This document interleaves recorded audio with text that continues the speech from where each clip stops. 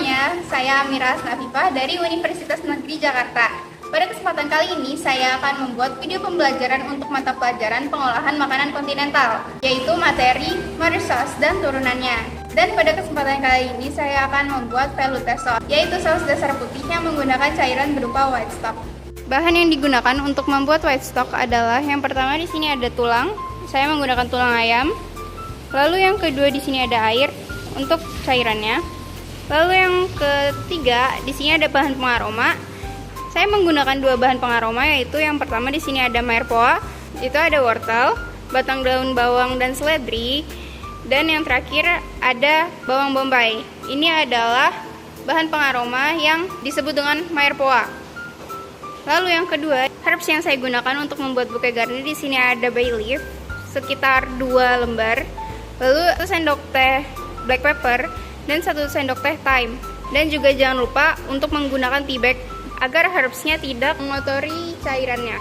Merebus air dulu untuk memblansir tulang ayam. Tujuan dari proses blansir ini adalah untuk menghilangkan kotoran dan noda darah yang ada pada tulang ayam.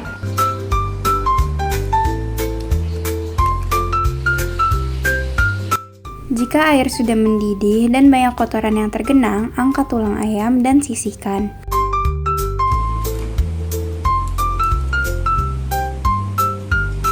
Untuk proses pembuatan kaldu, pertama-tama kita tuang air terlebih dahulu.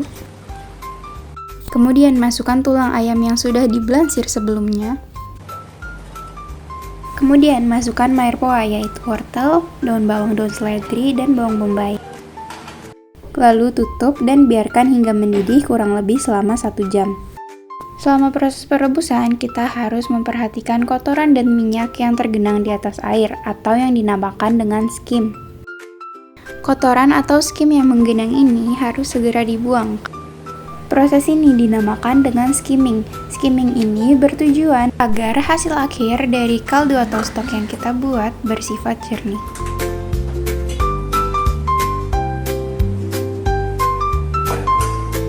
Setelah air mendidih, masukkan bouquet garni ke dalam stok.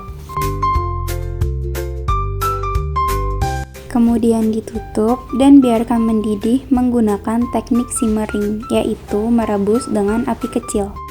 Selama perebusan berlangsung, proses skimming harus terus dilakukan agar kaldu atau stok memiliki hasil akhir yang jernih.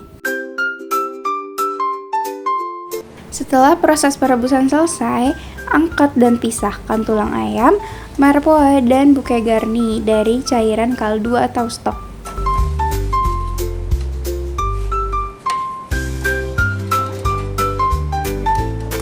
Kemudian saring cairan kaldu agar tidak ada kotoran atau endapan yang masuk. Setelah proses pembuatan kaldu selesai, selanjutnya kita akan membuat saus velouté. Ini adalah bahan-bahan untuk membuat saus velouté. Di sini ada tepung terigu, mentega atau butter, garam dan lada untuk bumbu, dan kaldu yang sudah kita bikin. Pertama-tama, lelehkan butter terlebih dahulu. Pada tahap ini, kita harus berhati-hati dan menggunakan api kecil. Jangan sampai warna butter berubah menjadi coklat. Setelah butter meleleh sepenuhnya, kemudian masukkan tepung. Ini merupakan proses pembuatan roux.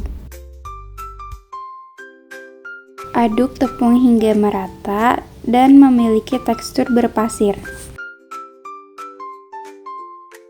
Setelah berpasir dan harum, masukkan kaldu sedikit demi sedikit.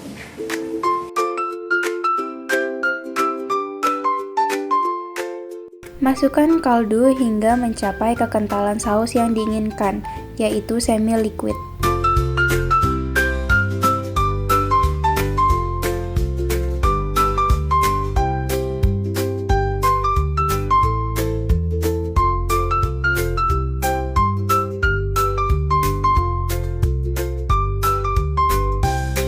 Jika tekstur saus sudah kental seperti yang diharapkan, kemudian masukkan seasoning berupa garam dan lada.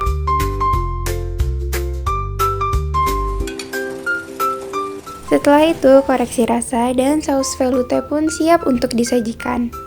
Untuk mengetahui kekentalan saus yang baik, dapat dicek menggunakan sendok. Jika saus tidak mengalir, tandanya kekentalan saus sudah tepat. Selanjutnya, saring saus agar tidak ada gumpalan, dan saus velouté pun siap untuk disajikan.